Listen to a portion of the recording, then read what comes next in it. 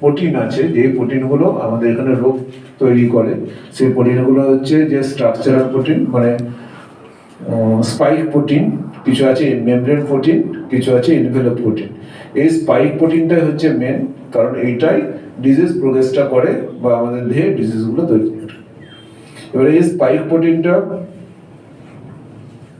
আমাদের দেহে যে ACU2 রিসেপ্টর আছে, মানে অ্যাঞ্জিওটেনসিন কনভার্টিং এনজাইম রিসেপ্টর আছে, এই রিসেপ্টর উপর বাইন্ড করে। এই ACE2 রিসেপ্টর কোথায় কোথায় আছে?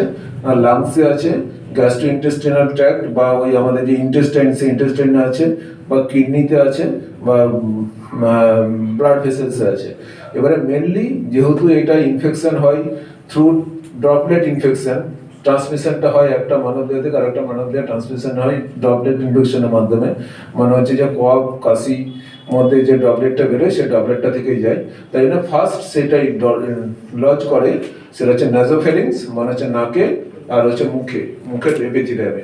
তারপর সেটা আস্তে আস্তে পার্কুলেট করে লোয়ার রেসপিরেটরি ট্র্যাক্টে যায়, এবং লোয়ার রেসপিরেটরি ট্র্যাক্টে গিয়ে AC2 ইনহিবিটর রিসেপ্টরের সঙ্গে বাইন্ড করে সে সেলটাকে অ্যাক্টিভেট করে বিভিন্ন ধরনের জ্বর, কাশি, সর্দি এরকম হয়। তারপরে আস্তে আস্তে রেসপিরেটরি ডিস্ট্রেস হয়। তারপরে আস্তে আস্তে অন্যান্য অর্গানগুলোকে যখন অ্যাটাক করে, তখন আস্তে আস্তে রোগের সিভিয়ারিটিটা বাড়ে। এবং দেখা গেছে যে আপনারা সবাই ভালোভাবে জানেন যে এটা একটা যেহেতু ভাইরাস ঘটিত রোগ, অধিকাংশ ক্ষেত্রে এটা একটা মাইল্ড ডিজিজ। মানে এই যদি 100 জন করোনা ভাইরাস দ্বারা আক্রান্ত হয়, তার প্রায় 25 জন, মানে 1/3% অফ পেশেন্ট, ইনফেক্টেড পেশেন্ট আর অ্যাসিমটোমেটিক, তাদের কোনো সিমটমই আসে না, কোনো জ্বর সর্দি কাশি কিছুই হয় না। প্রায় 25% অফ ইনফেক্টেড পেশেন্ট। এবার বাকি যেটা 75% পড়ে রইল, তার 80% পেশেন্ট যেখানে হচ্ছে যে মাইল্ড সিমটোমেটিক হয়, মানে এমনি জ্বর সর্দি কাশি এরকম একটা কিছু হয়, খুব একটা যেরকম ইনফ্লুয়েঞ্জা লাইক বা ফ্লু লাইক সিন্ড্রোমের মতো হয়। বাকি 15% যেটা থাকে পড়ে থাকে, 80% গেল, 15% তার বাকি যে 15% সেটা হচ্ছে মডারেট টু সিভিয়ার সিমটম হয়, যেখানে হচ্ছে যে একটু শ্বাসকষ্ট হয়, 50%-এর উপরে লাং ইনভলভমেন্ট হয়, তার হয়তো অক্সিজেন লাগতে পারে এবং তাকে হয়তো ভর্তি করতে হতে পারে। তাহলে এই একটা গেল। আর বাকি 5% যেটা পড়ে রইল, সেখানে তাদেরকে একটা ক্রিটিক্যাল কেয়ারের মধ্যে যায়, যেখানে হচ্ছে তাদেরকে আর ইন্টেনসিভ কেয়ার ইউনিটে ভর্তি করতে হয়। তাহলে 100 জনের মধ্যে 25 জন বাদ চলে গেল, বা 30 জন বাদ চলে গেল। 70 জনের মধ্যে তার 80%, মানে 56 জনের মতো হয়ে গেল মাইল্ড, তার মধ্যে 10-12 জন হয়তো হয়ে গেল মডারেট, তার মধ্যে 4 থেকে 5 জন, মানে 100 জনের মধ্যে হয়তো 4 থেকে 5 জন খুব খারাপের পর্যায়ে যায়। এবং তার মধ্যে কেস ফ্যাটালিটি রেট, আমরা ওই নিয়ে তো চিন্তিত নই যে একটা মানুষ করোনায় আক্রান্ত হলো, হয়ে গিয়ে কিছু হলো, সেটা নিয়ে চিন্তিত নয়। চিন্তিত হচ্ছে যেহেতু মানুষ মারা যাচ্ছে, গোটা বিশ্ব জুড়ে এটাকে কন্ট্রোল করা যাচ্ছে না, কারণ পেছনে কিছু কিছু মানুষ মারা যাচ্ছে, যারা অনেকেই হয়তো আছেন আমাদের মধ্যে, যারা আমরা আপনজনকে হারিয়েছি। কেউ না কেউ কোনো ফ্যামিলির মধ্যে দেখা যাবে, কেউ হয়তো তার পিস্তত ভাই বা পিসিমা, কেউ বা মাসিমা, কেউ হয়তো বাবা, কেউ হয়তো মা, তাদেরকে হারিয়েছে, তারা মারা যাচ্ছে। এই কেস ফ্যাটালিটিটা যদিও কম, 1-2% হয়তো কেস ফ্যাটালিটি রেট, কিন্তু যদিও মারা যাচ্ছে সেটা তো আর এক্সপেক্টেড নয়। সেইটা থেকেই আমাদের চিন্তার বিষয় যে কেস ফ্যাটালিটি রেট যদি না থাকতো, বা এই রোগে যদি মৃত্যু না হতো, তাহলে আমরা অত চিন্তিত হতাম। কিন্তু এখনো সময়ের মধ্যে আপনারা জানেন যে করোনা ভাইরাসের চিকিৎসা এখন অবধি বেরোয়নি, কোনো মেডিসিন এখন অবধি বেরোয়নি। যা আছে সাপোর্টিভ, যদি জ্বর হয় প্যারাসিটামল, যদি কাশি হয় কাশির সিরাপ, আর তারপরে যদি অক্সিজেন স্যাচুরেশন কম থাকে, এখনো অবধি টাইম টেস্টেড যেসব প্রোডাক্ট বা মেডিসিন বেরিয়েছে, তার মধ্যে হচ্ছে যে ডেক্সামিথাসোন, ডেকাডন তবুও লাইফ সেভিং করে, মানে কিছু কিছু মানুষকে যারা মারা যাচ্ছে তাদের থেকে বাঁচাতে সাহায্য করে। তাই জন্য এখনো অবধি 2খানা মেডিসিন আছে, যেটা হচ্ছে যে লাইফ সেভিং প্রসিডিউর হিসেবে কাজ করে, সেটা হচ্ছে যে ডেক্সামিথাসোন এবং হচ্ছে যে ইনক্সোপাইলিন বা লো মলিকুলার ওয়েট হেপারিন। এই দুটো মুক্ত একদম ড্রাগ আছে, এর বাইরে কোনো স্পেসিফিক ড্রাগ নেই। অনেক ড্রাগ ট্রায়াল হয়েছে, হাইড্রোক্সিক্লোরিন ট্রায়াল হয়েছে, অ্যাজিথ্রোমাইসিন ট্রায়াল হয়েছে, ডক্সিসাইক্লিন ট্রায়াল হয়েছে, তারপর ট্রায়াল হয়েছে, আরও অনেক অ্যান্টিভাইরাল ড্রাগ ট্রায়াল হয়েছে, যেগুলো এখনো অবধি কোনো প্রুভড হয়নি যে এই অ্যান্টিভাইরাসের মধ্যে এফেক্টিভ। তাই জন্য এখনো অবধি আমাদেরকে যেসব কোভিড প্রোটোকল মেনে চলতে হবে, প্রিভেন্টিভ প্রোটোকল, সেগুলোকে মেনে চলতে হবে।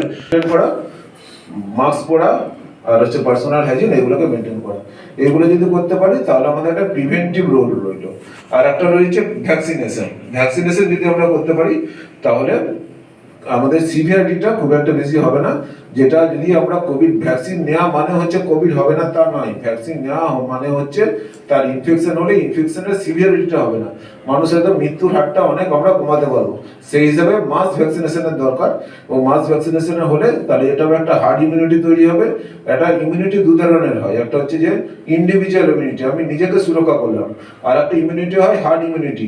যতক্ষণ না একটা পপুলেশনের 60 to 70% মানুষ ভ্যাকসিনেশন হচ্ছে বা ইনফেক্টেড হচ্ছে, ততক্ষণ না ওই সমাজে হার্ড ইমিউনিটি তৈরি হয় না। আর একটা হার্ড ইমিউনিটি তৈরি হলে একটা লোকাল হার্ড ইমিউনিটি হলো, ওই লোকাল প্রতিটা জায়গায় যদি হার্ড ইমিউনিটি তৈরি হয়, গোটা ইন্ডিয়াতে একটা হার্ড ইমিউনিটি হলো। এবারে যদি বিভিন্ন কান্ট্রির যদি ইমিউনিটি হয় তাহলে হচ্ছে গোটা ওয়ার্ল্ডের ইমিউনিটি হলো। এবারে গোটা ওয়ার্ল্ড যখন ইমিউনাইজড হয়ে যাবে বা হার্ড ইমিউনিটি ডেভেলপ করবে, তখন হয়তো এই করোনা ভাইরাসের যে তীব্রতাটা, সেই তীব্রতা আস্তে আস্তে আস্তে হ্রাস পাবে। তাই জন্য এখনো আমাদের তাকিয়ে থাকতে হবে কোভিড প্রিভেন্টিভ যে প্রোটোকল আছে সেই প্রোটোকলের উপর। 2 নম্বর হচ্ছে ভ্যাকসিনেশনের উপর। আমি আপনাদের মাধ্যমে, যেহেতু আপনারা গ্রামে কাজ করেন, প্রত্যেকটা মানুষের কাছে কাছে যান এবং প্রত্যেকটা বাড়িতে যান, তাই জন্য আপনাদের কাছে অনুরোধ করব, শুধু তো আমি প্র্যাকটিশনার নয়, আমি ঘাটাল হসপিটালের মধ্যেও যুক্ত আছি, তার জন্য সরকারের তরফ থেকেও আমি করবো বা একজন ফিজিশিয়ান হিসেবে যাবো, আপনাদেরকে রিকোয়েস্ট করব যারা ভ্যাকসিন নেয়নি। কারণ আমরা যেটা দেখছি যে ফার্স্ট ভ্যাকসিন নিতে যত উৎসাহ ছিল, সেকেন্ড ডোজটা নিতে সেরকম উৎসাহ কিন্তু নেই, প্রায় নিতেই চাইছে না। তাই জন্য আপনারা যারা দেখবেন, পেশেন্ট দেখবেন, বিশেষ করে যাদের কোমরবিডিটি আছে বা বিশেষ করে যারা খারাপ বা যারা বয়স্ক, এবং যখন আমরা বাড়ি বাড়ি যাচ্ছেন, এবার তাদেরকে এটাও একটা রোল প্লে করতে হবে। শুধু পেশেন্ট দেখা বা পেশেন্ট ট্রিটমেন্ট করাটা কাজ নয়, তার মধ্যে একটা সোশ্যাল কাজ বলেও একটা আছে। এই যে আমি এখানে এসছি, এখানে শুধুই আমি আসিনি, সেখানে একটা সোশ্যাল একটা অ্যাক্টিভিটি আছে, সেই অ্যাক্টিভিটির খাতিরেও আমি এসছি। এখানে আমি ছিলাম, আমি খাসবাড়ে ছিলাম, প্রায় 2.5 বছর খাসবাড়ে ছিলাম, তার জন্য আমার এইসব জায়গাগুলো পড়েছে না। এর মনসুকা, এটা দ্রৌপদীপুর, এইদিকে ব্রিজ ধরে ওইদিকে বাইকে করে যাওয়া, এখানে পোলিওর যে টিকাকরণের কাজকর্ম করা, এখানে যে সাব সেন্টার আছে সাব সেন্টারে আসা, এই সমস্তগুলো আমার কাজ করা হয়ে গেছে। মানে এখানে আমি বারবার এসেছি, প্রতি সপ্তাহে এসেছি। তার জন্য যেটা বলতে চাইছিলাম, আপনারা যখন বাড়ি বাড়ি যাবেন বা লোকালি সেকেন্ড ডোজটা যাতে নেয়, যাতে সবাই ভ্যাকসিনেশন কমপ্লিট করে, সেটার দিকে একটু নজর রাখবেন। তাহলে আমরা যদি প্রতিটা জায়গায় একটা হার্ড ইমিউনিটি তৈরি করতে পারি, তাহলে পরবর্তীকালে আমরা করোনার যে তীব্রতাটাকে সেটাকে কমাতে পারবো। এই গেল মোটামুটি একটা করোনা ভাইরাস সম্বন্ধে একটা লিঙ্কেজ ধারণা। এরপর হচ্ছে যে আমাদের আর একটা যে ব্যাপার আছে, সেটা হচ্ছে ভিটামিন ডি। ভিটামিন ডিটা কি সেটা ব্যাপারে জানতে হবে, কারণ ভিটামিনের সঙ্গে তো বিটিএর সঙ্গে করোনা ভাইরাসের যে রোলটা, সেটা আলোচনা করতে গেলে আগে ভিটামিন ডিটা জানতে হবে। তাহলে ভিটামিন ডি কি? এটা কি ভিটামিন না হরমোন? এটা হচ্ছে একটা হরমোন। কারণ আমরা যদিও এটাকে ভিটামিন ডি বলি, এটা কিন্তু ভিটামিন এ বি সি এর মতো নয়। ভিটামিন ডি একটা ফ্যাট সলিউবল একটা ভিটামিন, এটা একটা হরমোন। তার কারণ হচ্ছে এটা হরমোনের মতো কাজ করে, কারণ এটা হচ্ছে যে সেলের নিউক্লিয়ার মেমব্রেনের যে ভিটামিন ডি রিসেপ্টর আছে, সেই ভিটামিন ডি রিসেপ্টরের সঙ্গে এটাকে লেগে ট্রান্সক্রিপশন করে বা ওই টার্গেট অর্গানগুলোকে ফাংশন করে, তার জন্য এটাকে হরমোন বলা হয়। এবারে এই ভিটামিন ডি এর সোর্সটা কোথায়? ভিটামিন ডি আমাদের দেহে যে আসে, কোথা থেকে আসে? একটা হচ্ছে যে খাবার দাবার থেকে, ডায়েটারি, যেটা খুবই ইনসিগনিফিকেন্ট, কারণ অধিকাংশ খাবার দাবারে ভিটামিন ডি থাকে না। তবু কিছু গরুর দুধ বা কিছু সি ফিশ, কিছু হচ্ছে মাংস, এইসব জায়গাতে কিছু কিছু কিছু ভিটামিন ডি থাকে, কিন্তু এটা একটা ইনঅ্যাক্টিভ ফর্মে। আর main source of vitamin D যেটা আমাদের দেহে আসে, সেটা হচ্ছে স্কিনের নিচে যে কোলেস্টেরল আছে, আল্ট্রা স্কিন, আমরা যখন রোদে বেরোই তখন হচ্ছে যে আল্ট্রা ভায়োলেট রে যেটা আসে, সেটা ওই ডার্মিসের কাছে যে আর্গোস্টেরল আছে, সেটাকে মেটাবলিজ করে ভিটামিন ডি তৈরি করে। তাহলে ওখান থেকে তৈরি হয় 25 হাইড্রোক্সি ভিটামিন ডি, যেটা আমরা ব্লাডে মেজার করি। আমরা যখন ব্লাডে তৈরি করতে মেজার করতে পাঠাই, সেটা হচ্ছে 25 হাইড্রোক্সি ভিটামিন ডি মেজার করি। আর তারপরে ওইটা লিভারে কিডনিতে আরেকবার হাইড্রোক্সিডেশন হয়ে গিয়ে তৈরি করে 125 ডাই হাইড্রোক্সি কোলেক্যালসিফেরল, যেটা হচ্ছে যে অ্যাক্টিভ ফর্ম অফ কোলেক্যালসিফেরল, সেটাকে বলা হচ্ছে ক্যালসিট্রিওল। সেটার নাম হচ্ছে ক্যালসিট্রিওল, সেটাই অ্যাক্টিভ ফর্ম, সেই অ্যাক্টিভ ফর্ম হিসাবে কাজ করে। তার জন্য আমাকে কোথায় কোন কোন অর্গানগুলো লাগছে একটা ভিটামিন ডি সিনথেসিস হতে? না, স্কিন লাগছে। স্কিনের নিচে যেহেতু প্রি ভিটামিন থাকছে, প্রি ভিটামিন D3 বা প্রি ভিটামিন, এবার সেখান থেকে লিভারে যাচ্ছে, লিভারে হাইড্রোক্সিলেশন হচ্ছে, হাইড্রোক্সিলেশন হয়ে গিয়ে 25 হাইড্রোক্সি ভিটামিন D3 তৈরি হচ্ছে বা ক্যালসিডিওল তৈরি হচ্ছে। সেখান থেকে ভিটামিনটা যাচ্ছে কিডনিতে, কিডনিতে গিয়ে সেখান থেকে 125 ডাইহাইড্রোক্সি ভিটামিন ডি তৈরি হচ্ছে বা ক্যালসিট্রিওল তৈরি হচ্ছে। এটা একটা অ্যাক্টিভ ফর্মের ক্যালসিট্রিওল, সেটা হচ্ছে যে আমাদের দেহে কাজ করছে। তাহলে ভিটামিন ডি এর কাজটা কি? ভিটামিন ডি এর কাজটা হচ্ছে আমাদের বোন মেটাবলিজম করা, মানে আমাদের বোনের হাড়ে যে ক্যালসিয়াম ডিপোজিট হবে সেই ক্যালসিয়াম ডিপোজিটটাকে রেগুলেট করা, মানে ক্যালসিয়াম মেটাবলিজমে ভিটামিন ডি এর একটা এফেক্ট আছে। তাহলে ইন্টেস্টাইনে আমরা যে খাওয়া দাওয়া করছি তার মধ্যে ক্যালসিয়াম আছে। ক্যালসিয়াম ভিটামিন ডি করছে কি করছে না, ইন্টেস্টাইনের মাধ্যমে ক্যালসিয়াম অ্যাবজর্পশনটাকে বাড়াচ্ছে, আর কিডনি থেকে ক্যালসিয়াম অ্যাবজর্পশনটাকে বাড়াচ্ছে, বাড়িয়ে আমাদের দেহে ক্যালসিয়ামের আয়নের ব্লাডের লেভেলটাকে মেনটেন করছে। ক্যালসিয়াম যখন ব্লাডের লেভেলটা মেনটেন ঠিকঠাক করছে, সেখান থেকে বোনে মেটাবলিজম, বোনে ডিপোজিট হচ্ছে, দিয়ে বোনগুলো স্ট্রেংথ করছে। তাহলে বোন মেটাবলিজম বা বোনের যে হিমোস্ট্যাসিস সেটাকে মেনটেন করতে ভিটামিন D3টা কাজ করছে। এছাড়া ভিটামিন D3 কি করে না, ইমিউনিটিতে কাজ করে। ইমিউনিটিটা কিভাবে করে? ইমিউনিটি আপনি জানেন যে দু ধরনের মানুষের দেহে ইমিউনিটি আছে, একটা হচ্ছে ইনেট ইমিউনিটি আর একটা হচ্ছে অ্যাডাপটিভ ইমিউনিটি বা হিউমারাল ইমিউনিটি। ইনেট ইমিউনিটিটা কি না, ফার্স্ট ডিফেন্স মেকানিজম, যেখানে হচ্ছে যে আমাদের যে আরবিসি বা ডব্লিউবিসি বা এইসব যেরকম রক্ত কণিকা আছে, তার মধ্যে নিউট্রোফিল, ম্যাক্রোফেজ, লিম্ফোসাইট, ন্যাচারাল কিলার সেল, এই যে বিভিন্ন ধরনের সেলগুলো আছে, যখন আমরা আমাদের দেহে একটা অ্যান্টিমাইক্রোবিয়াল এজেন্ট গেল, কোনো ভাইরাসই হোক, ব্যাকটেরিয়া হোক, ফাঙ্গাসই হোক, তখন এই সেলগুলো যখনই যে এজেন্টটা গেল সেটাকে অ্যাটাক করে সেগুলোকে ফ্যাগোসাইটিস করে। ফ্যাগোসাইটোসিস মানে হচ্ছে গিলে ফেলে সেগুলোকে নষ্ট করে দেয়। এটাকে বলে ফার্স্ট ডিফেন্স মেকানিজম। যখন এই ফার্স্ট ডিফেন্স মেকানিজম কারোর দেহে থাকছে না, ইমিউনিটিটা কম থাকছে, তখন যে লিম্ফোসাইটগুলো আছে, টি লিম্ফোসাইট বা বি লিম্ফোসাইট, সে বেসিক্যালি বি লিম্ফোসাইট অ্যাডাপটিভ ইমিউনিটির জন্য রেসপন্সিবল। এবারে বি লিম্ফোসাইট থেকে হিউমারাল অ্যান্টিজেন অ্যান্টিবডি তৈরি হয়। তখন ওই অ্যান্টিজেন অ্যান্টিবডি রিঅ্যাকশনের মাধ্যমে সেটাকে যে ইনফেকশনটাকে হচ্ছে, ইনফেকশনটাকে কন্ট্রোল করার চেষ্টা করে। মানে মানুষের দেহের যে ইমিউনিটিটা এই দুভাবে কাজ করে। এবারে ভিটামিন ডি কি করে? ভিটামিন ডি যেটা ইনেট ইমিউনিটি বা ফার্স্ট ডিফেন্স মেকানিজম বা ফার্স্ট ডিফেন্স ইমিউনিটিটাকেও এনহ্যান্স করে, তার সঙ্গে সঙ্গে হিউম্যান ইমিউনিটিটাকেও এনহ্যান্স করে আমাদের ইমিউনিটিটাকে বাড়িয়ে আমাদের রোগ প্রতিরোধ ক্ষমতাটাকে গড়ে তোলে। তাই জন্য ভিটামিন ডি এর একটা ইমিউনিটিতে যেহেতু একটা ইমেন্স রোল আছে, তার জন্য ভিটামিন ডিটা বিশেষ করে কোভিড-19 ইনফেকশনের ক্ষেত্রে খুবই কার্যকরী। এবং সেই যে এখানেই আমরা আলোচনা করব যে role of vitamin D in COVID patient. এবারে এইগুলো তো আর আগে আলোচনা হয়নি, কারণ এগুলো যখন কোভিড-19 ডিজিজটা এই সবে 1.5 বছর হলো, যেটা বললাম 1.5 বছর বা 2 বছর এসছে। এবারে বিভিন্ন স্টাডি করে দেখা গেছে যে role of vitamin D in COVID patient কিরকম রোল আছে, সেগুলোকে দেখে গিয়ে দেখা গেছে যে একটা জার্মান স্টাডি আছে, জার্মানিতে একটা স্টাডি হয়েছিল, যেখানে হচ্ছে যে দেখা গেছে যে মোর্টালিটি, যে জার্মানিতে তো প্রচুর মানুষ মারা যাচ্ছিল। এবারে কেন মারা যাচ্ছে? এবারে বিভিন্ন কারণ আছে, তার মধ্যে মারা যাচ্ছে কারণ হিসেবে দেখতে গিয়ে দেখা গেল যে যেসব পেশেন্টের সেরাম লেভেল কোভিডের ভিটামিন ডি এর 30-এর নিচে, তার আগে আমি এটা বলে রাখি যে ভিটামিন ডি এর লেভেলটা কত থাকে মানুষের দেহে। ভিটামিন ডি এর লেভেল থাকে, যদি 30-এর নিচে ভিটামিন ডি থাকে, 30 ন্যানোগ্রাম পার ml পার লিটার যদি থাকে, তখন সেটাকে বলে ডেফিসিয়েন্ট, মানে ভিটামিন ডি কম আছে।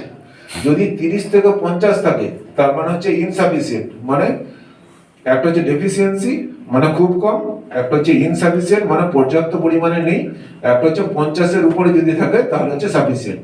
মানে 30-এর নিচে যদি থাকে, 30 ন্যানোগ্রামের নিচে যদি থাকে সেটা হচ্ছে ডেফিসিয়েন্ট, 30 থেকে 50 যদি থাকে সেটা হচ্ছে ইনসাফিসিয়েন্ট, 50-এর উপরে যদি থাকে তাহলে সাফিসিয়েন্স বা অপটিমাম।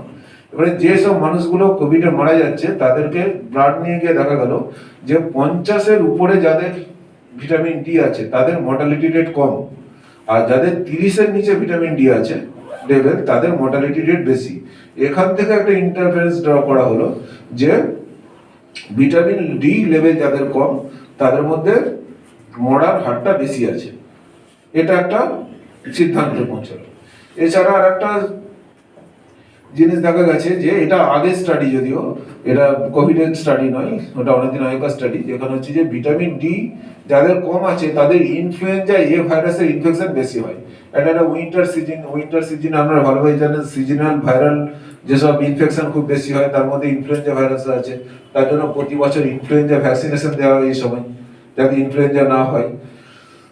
এবারে ইনফ্লুয়েঞ্জা যে ইনফেকশনটা মানে ভিটামিন ডি যদি ডেফিসিয়েন্ট আছে তাদের বেশি হয়, ভিটামিন ডি যাদের সাফিসিয়েন্ট আছে তাদের কম হয়। তার জন্য তাদেরকে ভিটামিন ডি সাপ্লিমেন্টেশন করা হচ্ছে, সেখানে দেখা যাচ্ছে ভিটামিন ডি ইনফ্লুয়েঞ্জা লেভেল কম থাকে। এছাড়া যেটা আছে সেটা হচ্ছে একটা জাপানে স্টাডি করা হয়েছিল ভিটামিন ডি সাপ্লিমেন্টেশন দিয়ে, সেখানে দেখা গেছে যে ইনফ্লুয়েঞ্জা এ ভাইরাস ইনফেকশনটা কম হচ্ছে।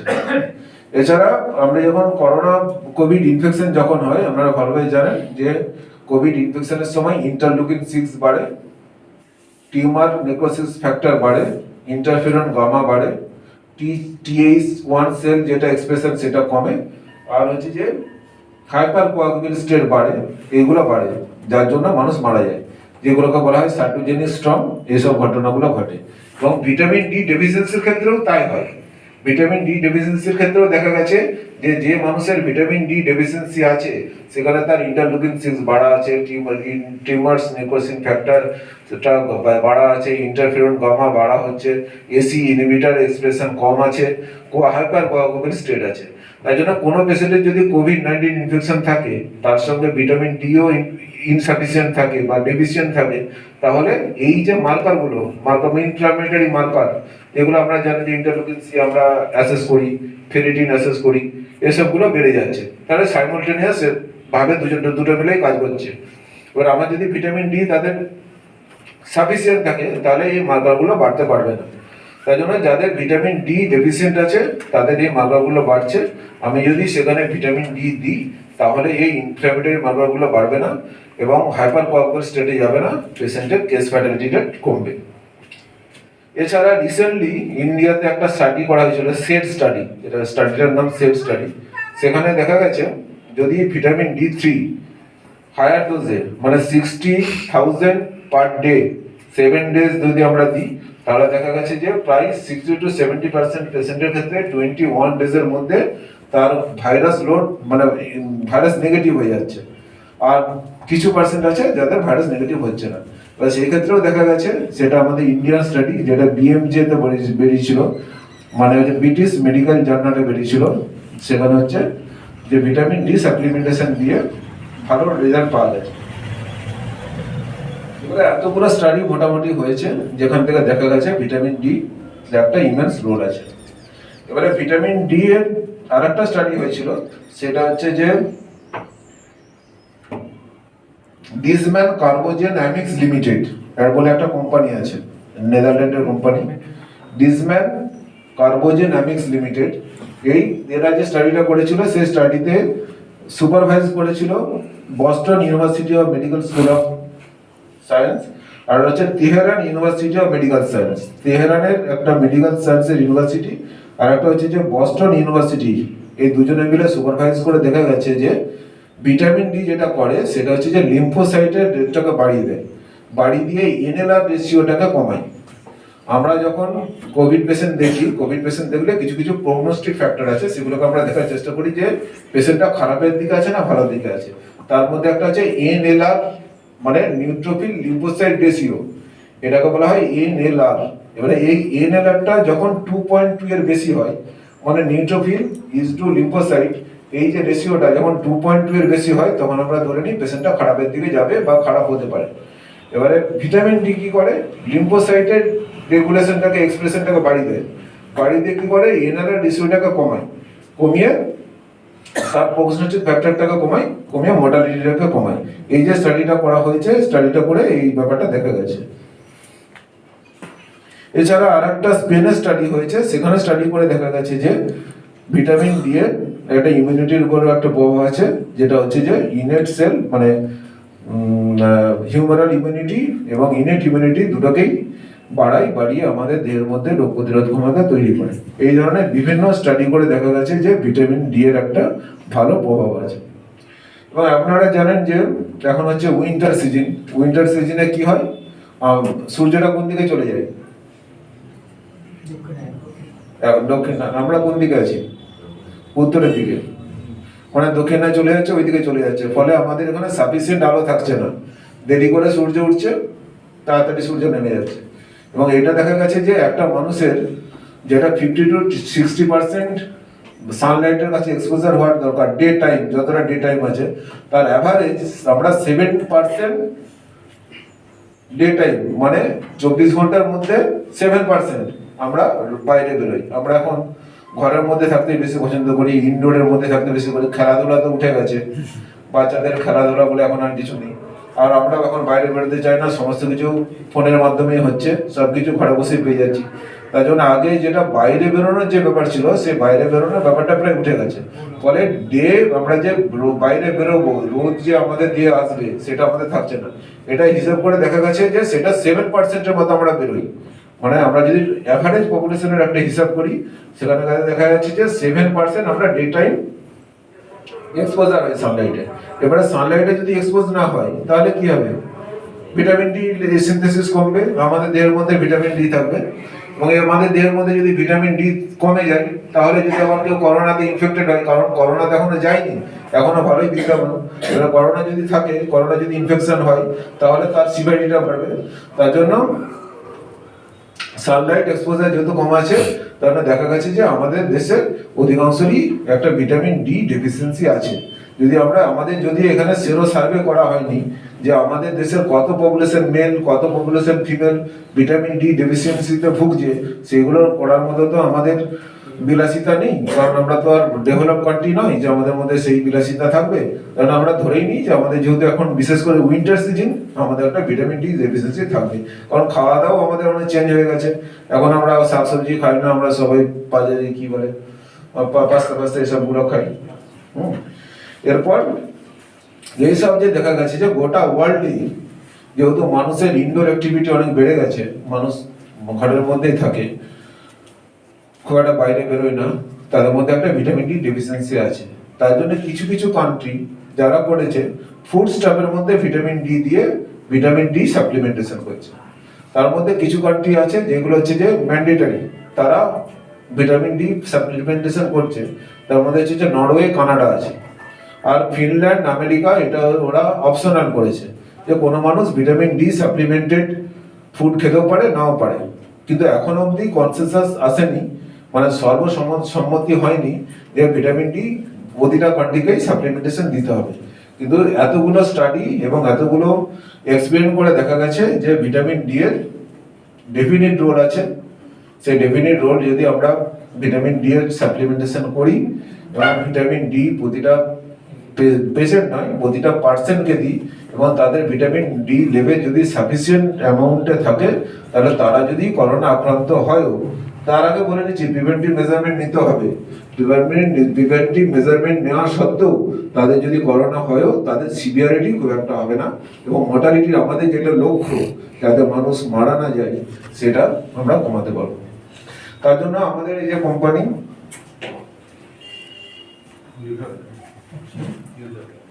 নিউট্রাভেদা ভিটামিন D3 4000 ইন্টারন্যাশনাল ইউনিট নিয়ে এসেছে, ম্যাক্সা ভেল 40। আর ডোজটা হচ্ছে যেটা এখানে যেটা দেখে মনে পড়লো, ডোজটা হচ্ছে আমরা ডোজটা কত করে দেবো, দেখা গেছে যে 4 থেকে 10,000। যদি খুব ডেফিসিয়েন্সি থাকে সেখানে 10,000 অবধি দেওয়া যায় ভিটামিন ডি, এবং 4000 হচ্ছে মিনিমাম ডোজ। 4000 প্রতিদিন যদি আমরা ভিটামিন ডি 2 মাস ধরে দিই, তাহলে তার যা ডেফিসিয়েন্সি আছে সেটা কমে যাবে, এবং এটা আমরা 10,000 অব্দি উঠতে পারি। এবারে একটা ভয় থাকবে, যদি আমরা বেশি দিই তাহলে কি হবে। সেটা দেখা গেছে যে যদি কাউকে 50,000 করেও প্রতিদিন খায়, তাহলে তার ভিটামিন ডি হাইপারটক্সিসিটি হবে না। তার কারণ হচ্ছে যে একটা লেভেলের পর ভিটামিন ডি ওঠার পর সেটা প্লেটু ফেজে চলে যায়, মানে আস্তে আস্তে আস্তে ভিটামিন ডিটা মানে প্লেটু চলে যায়, তার উপরে আর উঠতে চায় না। তাই জন্য 50,000 করে ভিটামিন ডি দেওয়া সত্ত্বেও 2 মাস বা 3 মাস দেওয়ার পরও তার ভিটামিন টক্সিসিটি হয় না, ভিটামিন ডি টক্সিসিটি হয় না। তাহলে সেফলি কোনো মানুষকে 4,000 থেকে 10,000-এর মধ্যে ভিটামিন ডি দেওয়া যায়। আমি সবাইকে বলবো যারা প্র্যাকটিস করছেন, যে যেহেতু এটা উইন্টার সিজনে সবাই জামা কাপড় পরে থাকে, সানলাইটে খুব একটা বেরোন না, তার জন্য ধরেই নিতে হবে যে সবারই প্রায় ভিটামিন ডি ডেফিসিয়েন্সি আছে। আর এখনো যেহেতু করোনা প্যান্ডেমিক চলছে, তাই করোনায় আক্রান্ত যে কেউ হতেই পারে, তার জন্য ভিটামিন ডি বা ম্যাক্সাভেল 4D প্রতিদিন একটা করে যদি দেওয়া যায়, তাহলে আমরা করোনার সিভিয়ারিটি থেকে পেশেন্টকে বাঁচাতে পারবো, এবং কেস ফ্যাটালিটি রেট আমাদের যেটা লক্ষ্য সেটা আমরা অ্যাচিভ করতে পারবো। ঠিক আছে, ধন্যবাদ। এই ঘটনা গল্প শেষ করছি।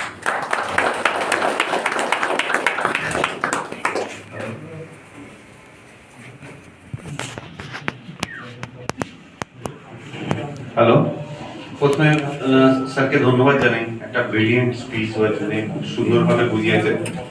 কিন্তু আমাদের অনেক কিছু স্যার যেমন শুরুতে বললেন যে as it is new for us, তো আমাদের অনেক কিছু জিনিস অজানা রয়েছে।